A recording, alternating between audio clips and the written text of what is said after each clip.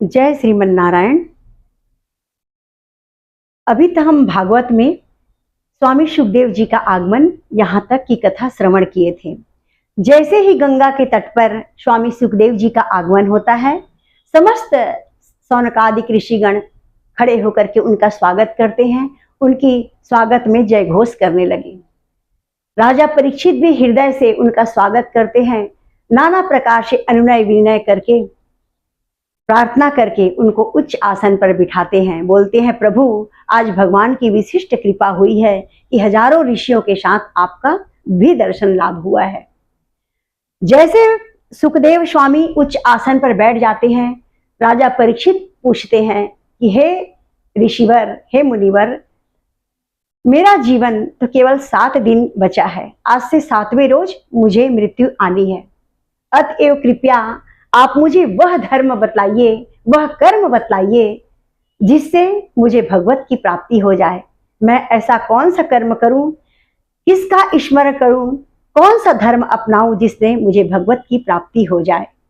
इस पर स्वामी सुखदेव प्रसन्न होकर उत्तर देने लगे।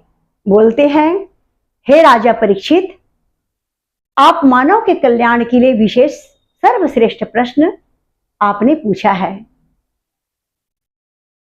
मनुष्य का कर्म सबसे श्रेष्ठ कर्म ईश्वर की प्राप्ति है। इसके लिए मनुष्य को हमेशा ईश्वर की भक्ति, ईश्वर का चिंतन, ईश्वर का स्मरण करते रहना चाहिए। क्योंकि जो मनुष्य भगवान की भक्ति में लीन रहता है वह मृत्यु के भय से दूर रहता है। मृत्यु तो अवश्यंभावी है, मृत्यु को तो आना ही है, परंतु जो मनुष्य ईश्वर के सानिध्य में रहता है, ईश्वर की भक्ति में लीन रहता है, वह मृत्यु के भय से दूर रहता है। ऐसा कहते हुए स्वामी सुखदेव जी राजा परीक्षित को भागवत की कथा श्रवण कराने लगे। यहीं पर से दूसरा स्कंद शुरू होता है। और भागवत का जब यहां से श्रीमद् भागवत महापुराण की कथा करने लगे तो सबसे पहले उन्होंने सृष्टि की रचना सुनाई कि प्रभु श्रीमन नारायण सृष्टि की रचना, सबसे पहले वो सृष्टि की रचना करते हैं। और यहीं पर से दूसरा स्कंद प्रारंभ होता है। स्वामी सुखदेव बतलाते हैं कि सृष्टि की रचना श्री नारायण की महती कृपा से होता है। उनकी इच्छा मात्र, उनकी संकल्प मात्र से सृष्टि की रचना होती है। सृष्टि के निर्माण का मुख्य आधार श्रीमन नारायण है। जब उनकी महती इच्छा प्रकट होती है तब जाकर के वो सृष्टि का निर्माण करते हैं। सृष्टि का मुख्यतः कारण ईश्वर एवं प्रकृति है। ईश्वर अर्थात स्वयं नारायण और प्रकृति अर्थात उनकी योग माया, इन दोनों के संयोग से सृष्टि का निर्माण होता है। आगे की कथा में बतलाते हैं कि जब श्रीमन नारायण एकार्णव जल में शयन कर रहे थे, प्रलय आता है। और जब जब भी प्रलय आता है उसके बाद सर्वत्र जगहों पर जल ही जल का विस्तार हो जाता है। उस जल में जब नारायण को पुनः सृष्टि करने की इच्छा होती है तब वो शयन करने लगते हैं, योग निद्रा में शयन करते हैं। लाखों वर्ष योग निद्रा में शयन करने के बाद जब उनकी इच्छा से सृष्टि की करने की इच्छा होती है तब वो अपनी योग माया से प्रकृति एवं ईश्वर का संयोग करवाते हैं।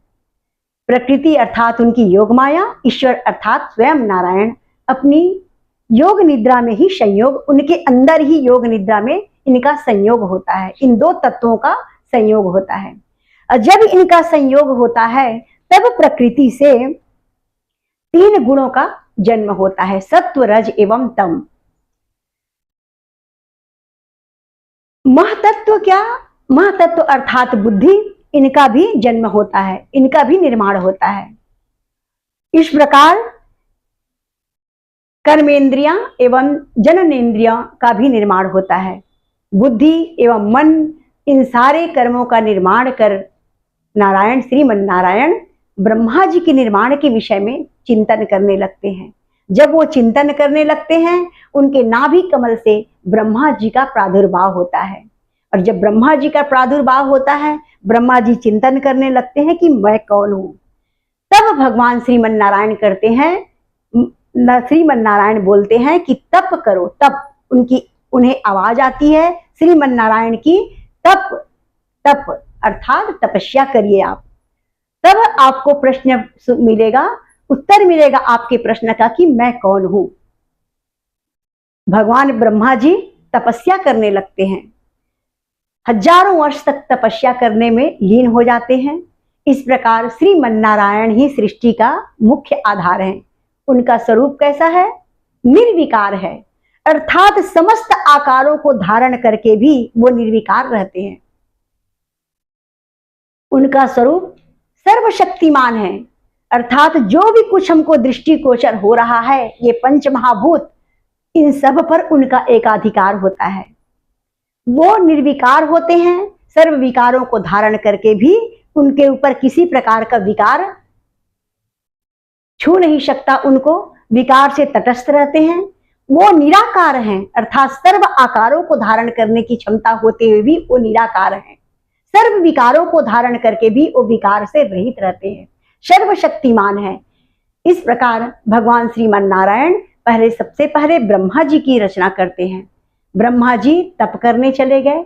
आगे की कथा हम सृष्टि का और विस्तार से श्रवण करेंगे। प्रेम से बोलिए जय श्रीमन नारायण।